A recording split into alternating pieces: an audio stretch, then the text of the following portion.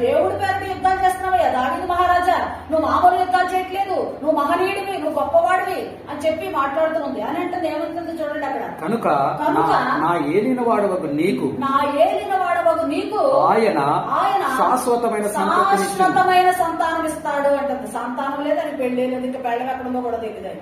అర్థమవుతుందా మీకు ఇప్పుడు? అంటే ఆవిడ ఎవరు? అబీగైల్ ఎవరు అనుకుంటున్నారు చెప్పండి? ఎవరు? ప్రవక్తని.